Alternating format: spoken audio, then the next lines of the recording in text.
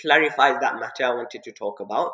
Now, Maseeh, again, I'm going to stay on this topic because I remember when we discussed this at the time of Dajjal, a question was posed and asked that what is the ruling of naming a child Maseeh? Is it permissible to call a person Maseeh or not? So I'm going to go over that right now. So the first thing to know is that there are some rules which one must adhere to, one must follow when naming a child. General rules. Number one, the name should not be such that it is attributed to anybody other than Allah subhanahu wa ta'ala. So for example, calling a child Abdur Rasul. Abdur Rasul means the slave of the messenger. Could be referring to the Prophet sallallahu alaihi wasallam.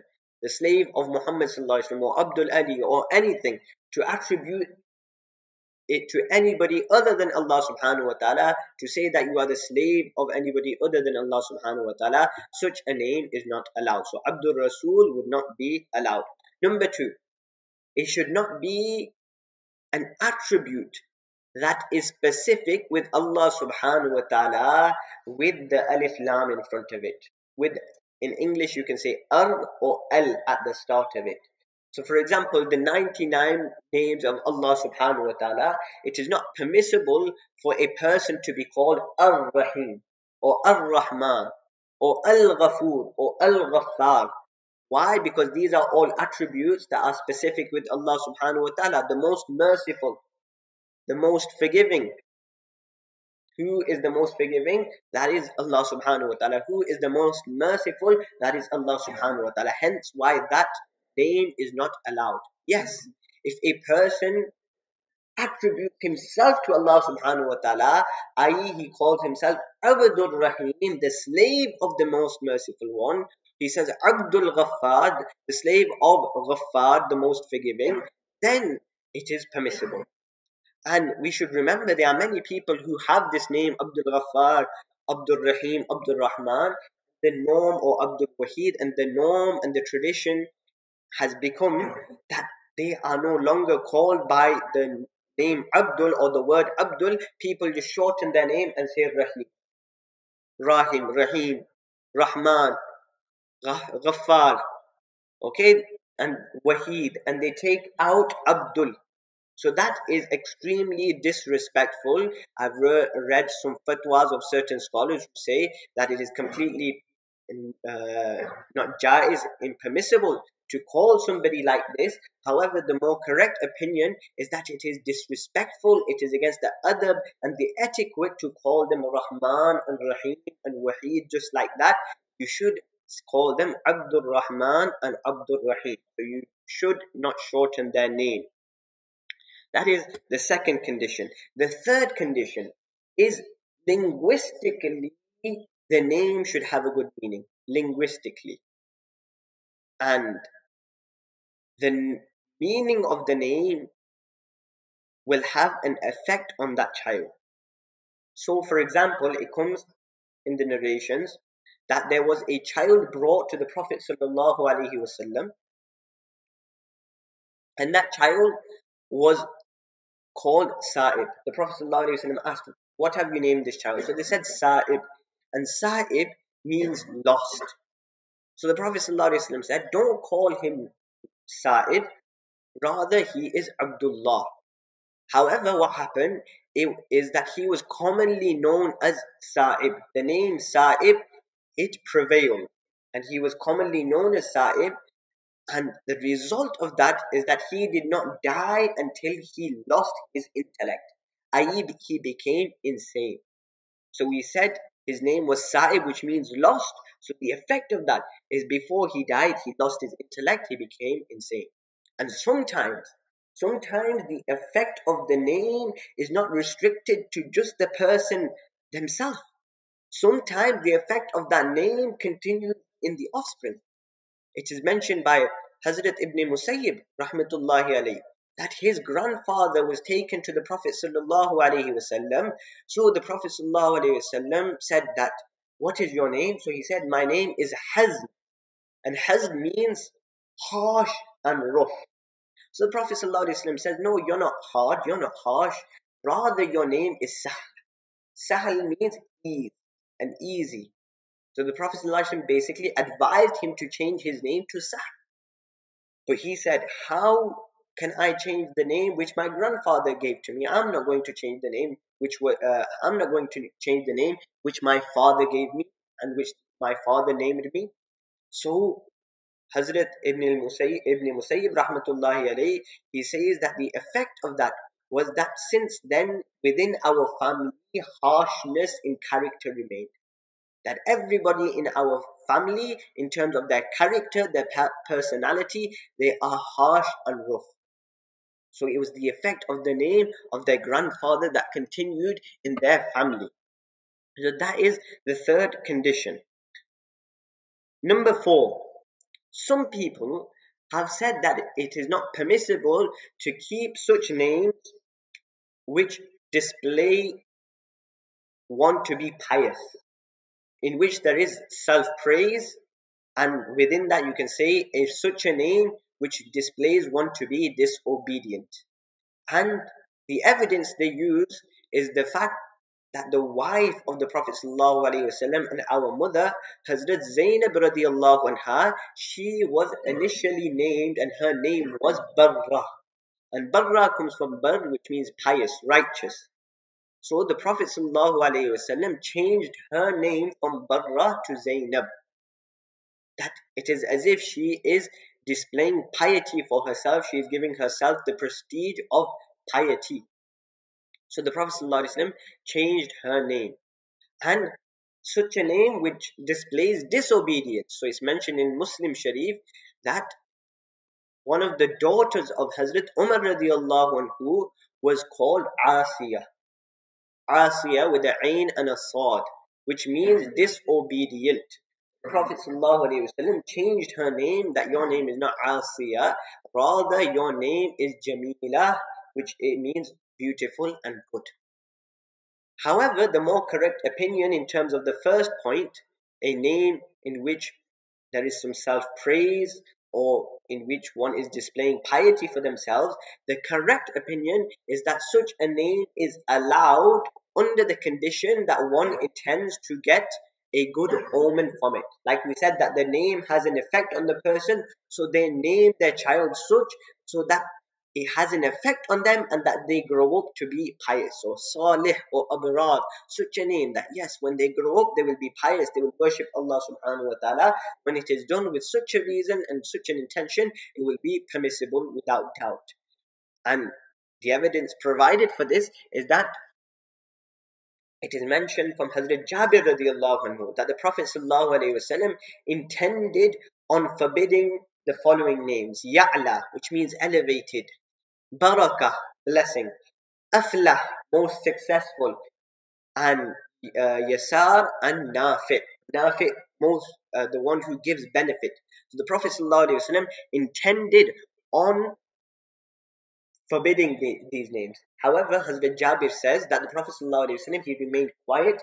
He did not forbid these names until he passed away. But when he did not forbid them, it means that they are permissible. Then Hazrat Jabir says that Hazrat Umar radiallahu anhu thought of forbidding these names, but he too remained quiet. He too did not change these names. So we learn that keeping such a name is permissible under the condition which I have mentioned. And number 5, the fifth condition, is that it should not be such a name which has no meaning. So, for example, you get a 50p or any pound coin, whichever, and you put it into the sink, and whatever sound it makes, that's the name you keep. Okay, it goes into the sink and ding dong ding, that's the sound it makes, that's what you're going to name your child. That's not allowed. A name which has no meaning. And we see this today because we are now trying to copy the disbelievers. We want to get new names for our children. So now we are copying them. We are taking names from them that they are such names that they have no meaning at all. So for example, just this week, I met a child called Leo. Muslim child, Leo. And I thought, This isn't a Muslim name. He was fair skinned, so I thought maybe one of his parents, they were maybe reverted to or converted to Islam. So I asked him, what are your parents' names? And both names that he mentioned, they were both Islamic names. So I thought, maybe it is the case of his parents thinking, okay, we like this name, it's a new name, nobody's kept this name before, let's just go with this name. But Leo, it has no meaning in Islam. So such a name is not allowed, a name which has no meaning. Such a name should be changed. And I actually want to go back to point 4 or point 3, where I said that linguistically the name should have a good meaning. And because the reason for this is that quite a few months ago, a question was posed to me about the ruling of the name Ziyad. Ziyad. And the reason they were asking this is because the name Ziyad, it is the name of a controversial figure. So they said, can you keep the name Ziyad? And I said to them, of course you can. Why? Because you do not look at who has this name, rather you have to look at the linguistic meaning of this. And Ziyad comes from increase, abundance, and such a name is allowed. Just as you are saying that it is the name of a controversial figure, it was also the name of some of the Sahaba Kiram. So you have to look at the linguistic meaning. This is why this is a funny thing that people think that Quran Kareem, you can choose any word from the Quran Kareem to be the name of your child. That somebody named their child Rajim. A'udhu billahi minash shaitanir rajim. So they were told, what kind of name have you kept? Change this name. So they said, it's from the Quran Kareem. We read it all the time. Rajim is an Arabic word, it's from the Quran. What have we done wrong? So the answer to that is that you don't just look at if it is from the Quran or if it is in Arabic.